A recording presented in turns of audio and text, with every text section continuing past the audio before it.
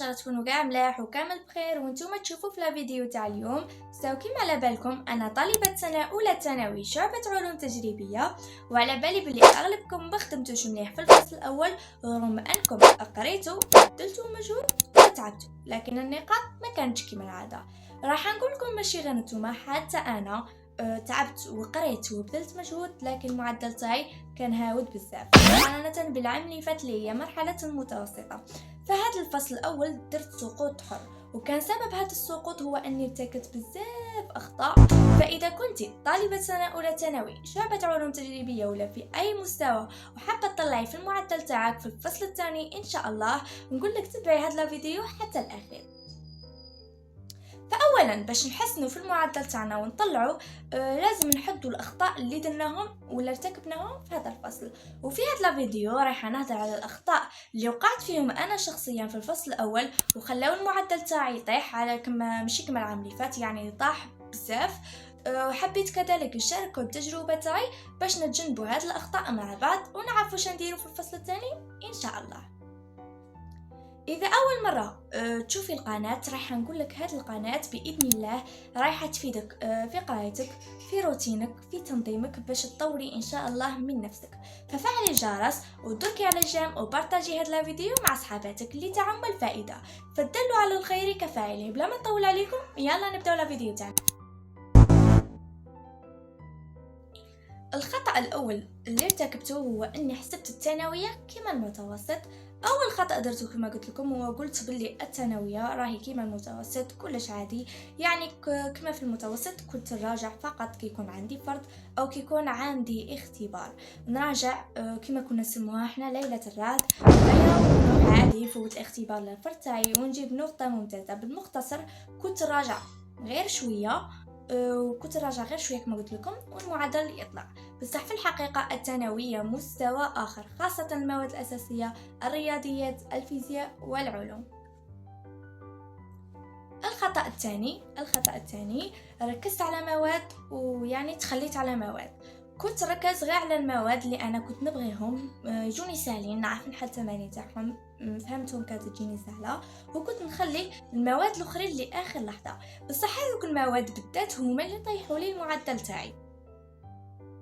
الخطأ الثالث ما كنتش نفهم من الاول، يعني كي ما نفهمش درس كنت نقول نفهمه من بعد، وهكذا تراكموا عليا بزاف تاع الدروس. وفي الفرض والاختبار لقيت روحي ضايعه، خاصه في مواد الحفظ ومواد الثانويه كما التاريخ والجغرافيا والاسلاميه. يعني كنت نقول اخر لحظه كي يكون عندي فرض ولا يومين على الفرض اروح نحفظ، وهكا كلش كان يتخلط لي، يعني ما كانش غير ماده واحده ولا مادتين، كانوا بزاف عليا مواد.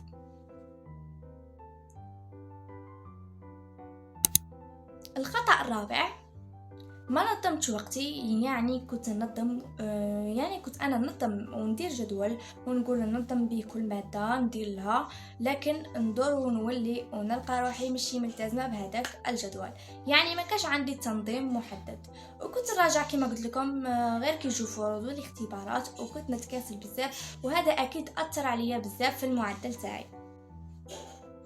الخطأ الخامس كنت نعتمد على الحفظ فقط، يعني كنت نحفظ بلا ما نفهم، خاصة في مادة العلوم ومواد الحفظ، وهذا كان خطأ كبير بزاف. لازم الفهم قبل الحفظ، خاصة سنة أولى ثانوي بعد ما طلعنا من المتوسط للثانوي. في المتوسط كنا نحفظه سواء يعطونا أسئلة مباشرة أو أسئلة غير مباشرة، كنا نحفظه يعني ندو على ما هذيك تاع 18 19. ولكن في الثانوية خاصة احنا سنة أولى ثانوي تاريخ وجغرافيا والإسلامية لا بغات تحفظي وما تكونيش فاهمة راح أكيد الأسئلة المباشرة والأسئلة غير مباشرة يعني ما راح تفهمي منهم والو، خاصة الإسلامية، يعني لازم نفهم قبل الحفظ. الخطأ السادس ليكور او دروس الدعم، يعني انا كنت ندير ليكور يعني في هذا الفصل الاول سنه اولى ثانوي، كنت نروح كنت نكتب في ليكور نعمل الكراس تاعي ونقول صاي اكيد راني فاهمه الدرس 100%، ولكن كنت ننسى. والسبب هو انه كي نرجع للدار ما كنتش نعاود ونفهم واش كتبت في هذاك ليكور ولا راجعوا بطريقه صحيحه. يعني ليكور هما كانوا موجودين بصح ما كاش الفهم والتطبيق، وهذا اللي خلاني انه ننسى بسرعه. يس. ودرك في الفصل الثاني ان شاء الله قررت نبدل بزاف الصوالح، يعني نتدارك هذوك الاخطاء اللي درتهم في الفصل الاول ونبدل منهم ونتفاداهم ان شاء الله. رايحه ان شاء الله نراجع كل يوم ولو شويه، لانه نقول لكم خطوه بخطوه ونوصل خير من ندير كلش في ضربه وما نوصلش. تاني اي درس ما نفهموش نسقسي عليه سواء في القسم او في ليكور او في اليوتيوب. كذلك ندير برنامج يومي ونولي نراجع به وما نطيحش في خيبة امل، نقعد نقول يعني جبت هذا المعدل في الفصل الاول ما نقارعش المعدل تاعي يطلع في الفصل الثاني، ولكن انا اقول لك الفصل الثاني قادر يبدل كلش ان شاء الله. يعني نبدلوا دوك الاخطاء اللي درناهم نلتزموا اكيد راح يطلع.